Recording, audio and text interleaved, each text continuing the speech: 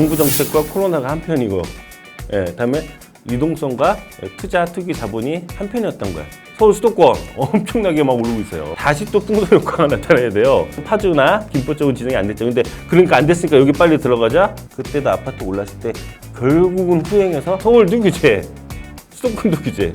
똑같이 규제하면 어디서 하겠어요? 네, 여러분 반갑습니다. 또 오랜만에 뵙습니다. 제가 나올 때가 됐죠. 이슈가 하나 또 터졌습니다. 대형 이슈가. 자, 6.17 대책에 관해서 말씀드리고 향후 시장 전망 한번 해보도록 하겠습니다. 제가 이제 뭐 이거 정리할 건 아니고요. 여러분 다 정리된 자료들 많이 있으니까 크게 네 가지예요. 그래서 규제 지역을 확대한 거, 그다음에 재건축 재개발, 이 정비 사업을 갖다가 추가로 규제하는 것들, 그다음에 법인 투자 못하게 다 조져놨습니다 지금. 그다음에 12.16 대책에서 했던 거 계속 잘 추진해 나가겠다. 요정 네 가지 카테고리예요. 근데 이거 뭐 제가 다 말씀드릴 건 아니고 가장 일반적인 거, 가장 핵심적인 얘기는 하나 들어보겠습니다. 자, 규제 지역 확대예요. 규제 지역 확대. 네. 이거 근데 거의 다 예상하신 거죠. 세긴 센데 아마 우리가 예상 못한 내용은 없을 거예요. 네, 인천 지역 규제 대상으로 될 거다. 이거 뭐 공공연히 다 놀던 말이에요. 그래서 저도 인천 지역 추천 안 했습니다. 이렇게 될 줄 알았죠. 다 알고 있었어요, 사실은. 근데 이제 온 겁니다, 그게. 그래서 예측에 크게 벗어난 건 없어요. 근데 추가적으로 이 대책이 나오면서 이제 여기에 대한 파급 효과가 또 생기겠죠. 그걸 한번 예측을 해보도록 하겠습니다. 정부 정책과 코로나가 한편이고, 다음에 유동성과 투자 투기 자본이 한편이었던 거예요. 이 두 개가 지금 계속 부딪히는 상황이었던 거죠. 그런데 한 2월, 3월, 한 4월까지도 어느 쪽이 셌습니까? 정부 정책과 코로나 쪽이 강했잖아요. 그런데 이게 약발이 쓰는 건지 유동성의 약발이 쓰는 건지 5월부터 어때요? 뭐 또 급격히 상승장을 밟게 합니다. 특히 서울 수도권 엄청나게 막 오르고 있어요. 이거를 정부가 다 알잖아요. 우리 다 예측했죠. 이거 잡을 겁니다, 분명히. 그래서 조정지역 지정하고 인천 같은 데는 일부 지역이 어떻게 한 방에 그냥 투기 과열지구로 한 번에 지정이 돼버렸어요. 자, 이렇게 됐습니다. 기존에 청정지역이었지만 이제 대출이 안 돼요. 그러면 나는 대출을 받아서 샀지만 이거를 팔 때 살 사람이 대출이 돼야 받아줄 거 아닙니까? 투자는 항상 누가 받아줘야 되잖아요. 빠져나와야 되는 부분인데. 자, 그래서 이 부분들 약간 문제가 생겼고요. 자, 재건축 재개발 펀더멘털 보고 야 너무 좋은 지역이다. 여기는 일반 분양하면 대박이다. 그러니까 여기는 사야 된다. 좋죠?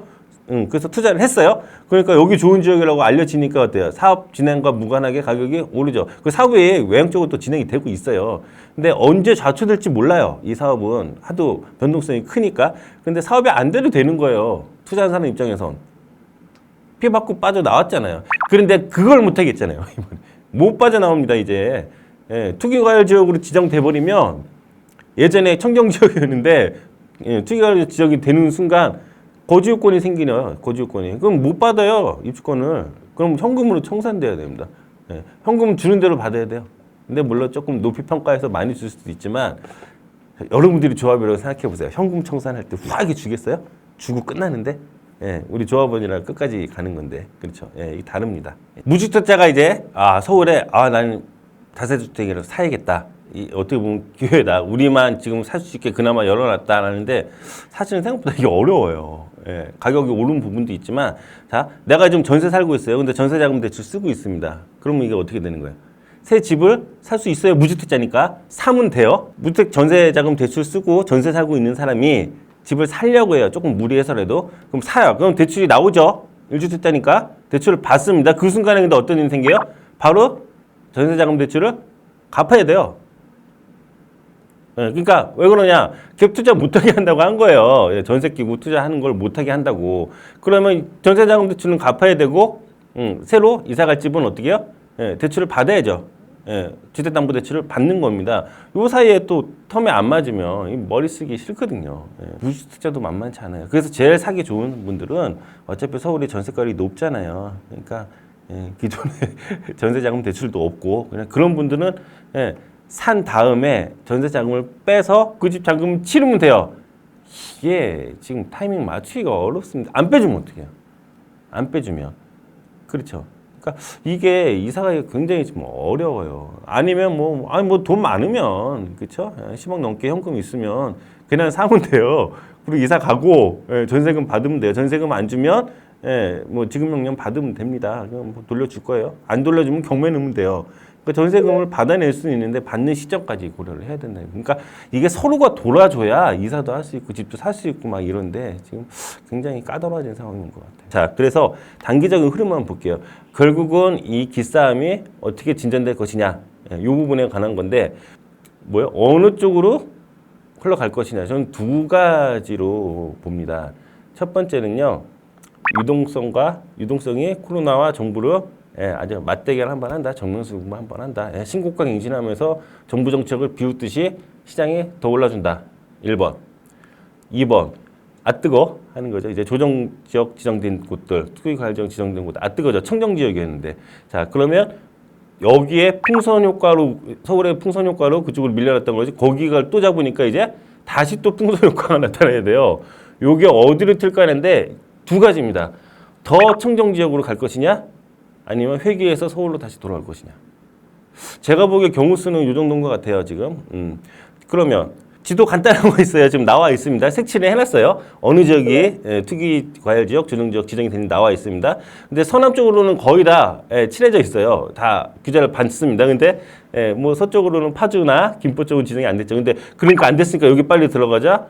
여러분 또 속으면 안 되죠. 인천 지정될 줄 알았잖아요. 그쪽 지역도 오르면 또 지정될 겁니다. 막 길 하나 차이로 이게 지정이 되고 안 되고니까. 그러면 아예 청정 지역으로 갈 것이다. 그러면 어떻게 해요? 저기 뭐 포천, 가평, 양평, 여주, 이천 아예 그냥 지역도 거기는 좀 실제 자연적으로도 청정한 지역이에요. 근데 특별한 펀더멘탈은 없어요. 근데 그쪽으로 몰려가면 또 가격 순식간에 오를 수 있습니다. 그러면 이거 서민 주거 안정하고 완전히 좀 역행하는 상황이 오는 겁니다. 자.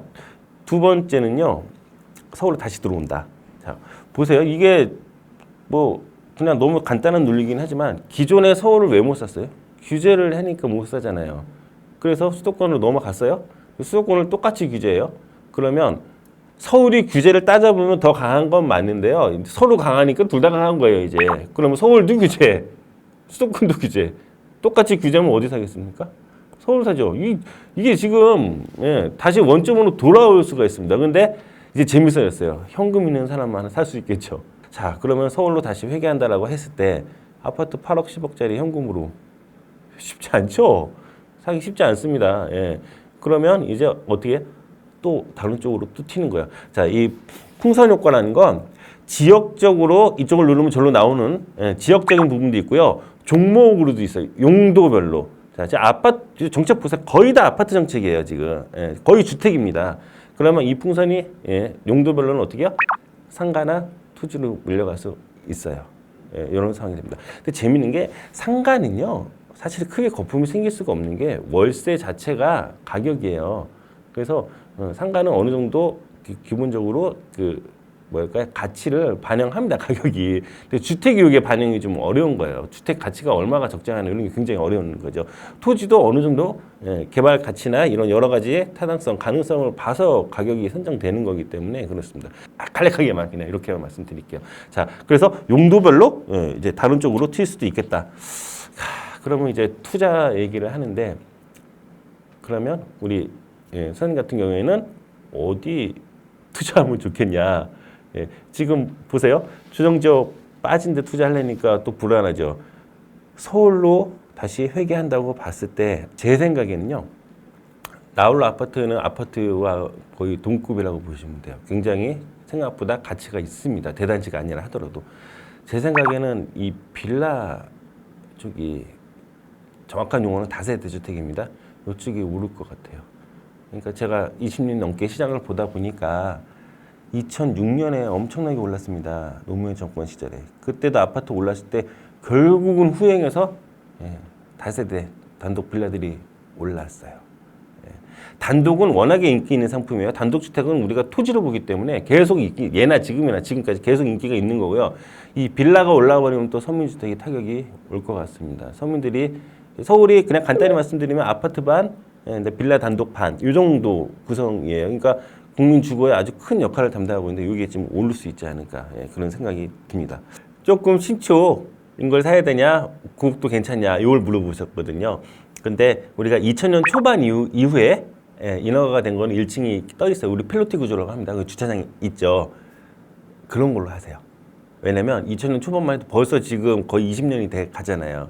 그렇죠? 왜 그러냐면 빌라를 제가 개발 사업을 뭐라고 해봤지만 빌라 조그만 사업 하나에 그렇게 어렵습니다. 왜냐면 얘는 특별히 뭐랄까요, 공적인 개념이 별로 없어요. 새로 짓는 개념에서 그냥 사익 개인의 사업이 됩니다. 그렇기 때문에 뭔가 뭐 강제로 수용하거나 이런 제도가 전혀 없거든요. 그러니까 빌라를 만약에 기존에 3층짜리 빌라예요. 지하 2칸. 총 8세대가 산다. 그러면 지하층 2호가 반대를 하면 영원히 못 져요. 영원히. 그러니까 우리가 물론 지면 서로 이익이고 하니까 짓는 게 합리적이죠. 근데 합리적이 아닌 경우가 있어요. 그거를 우리가 예측해서 사업을 하거나 투자를 할 수는 없습니다. 어떤 게 걸릴지 모르기 때문에. 그래서 1층 주차장 있는 가급적이 아니에요. 제가 보기에 1층 주차장 있는 걸로 사세요. 그게 맞을 것 같아요. 지금 생뚱맞게 웬 다세대 빌라 지금 이렇게 이해하실 수 있죠. 왜 그런지 아세요? 이 빌라로 재미 본 분들이 생각보다 많지 않아요. 그러면 우리 수익률, 투자금 대비 수익률을 봤을 때 어떤 게 제일 높았어요? 당연히 아파트죠. 아파트입니다. 나홀로 아파트도 괜찮아요, 서울에. 빌라는 좀 적어요. 그래서 제 수강생분이 조사를 해왔더라고요. 그랬더니 이 지역의 빌라가 1년에 그냥 1000만 원 정도씩 올랐다. 아, 미비하죠. 미비합니다. 평균적으로. 그런데 2006년 이후에 아파트 오르고 한 방에 올랐거든요. 그러니까 한 10년에 한 2번 정도 쭉쭉 오르는데 빌라가 그 타이밍을 어떻게 맞추냐고요. 쉽지 않거든요. 그러니까 주위에 빌라에서 큰 돈 분들이 없는 거예요. 그러다 보니까 항상 아파트에 밀려 있는 겁니다. 그런데 이런 타이밍, 만약에 10년에 2번 있는 타이밍인데 이번이 그런 타이밍일 수도 있잖아요. 그래서 제가 빌라가 좀 오를 수 있겠다. 그래서 우리가요, 항상 A 제일 잘 나가는 게 약간 잡혀 있으면 그 밑에 것들이 좀 약간 기가 살아납니다. 이런 개념에서 한번 생각해 봤습니다. 다음에 조금 뭐 걱정이긴 한데, 그때 지금 임대차 보호법 3법 얘기 나오잖아요.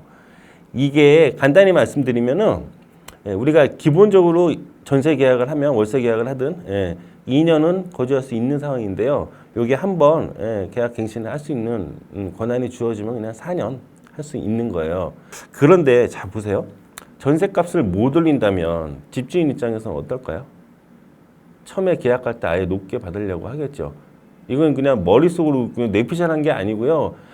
뭐 제가 그 당시에 어렵지만 81년도에 주택임대차 보호법 생겼습니다.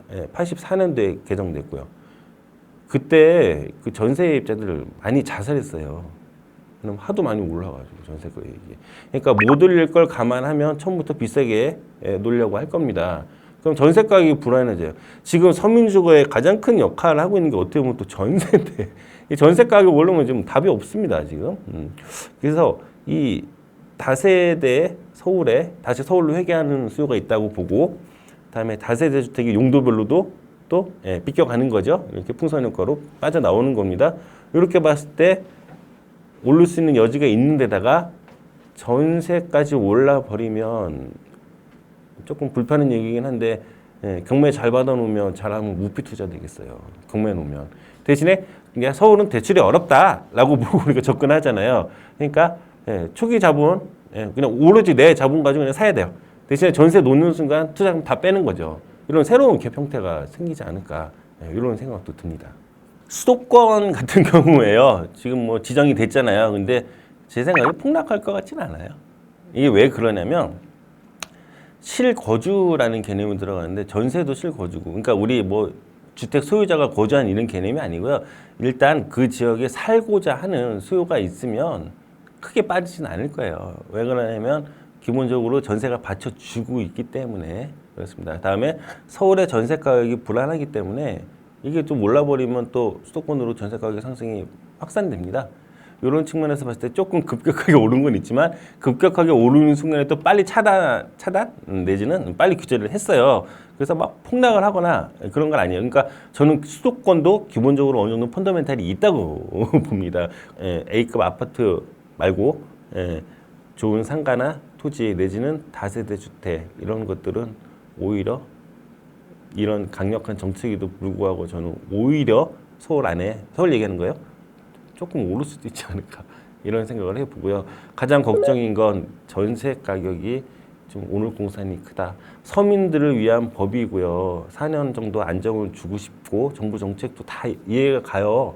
그다음에 이제 3개 신도시들이 완성이 되면 네, 어느 정도 또 영향이 있거든요. 그러니까 그때까지 좀 잘 버텨보고 싶은 마음도 있을 것 같고 제 개인적인 생각입니다. 그런데 그 사이에 또 올라버리면 전세가 오르면 집값은 받쳐주는 겁니다. 어쩔 수 없어요. 그래서 이 정도 정리해보겠습니다.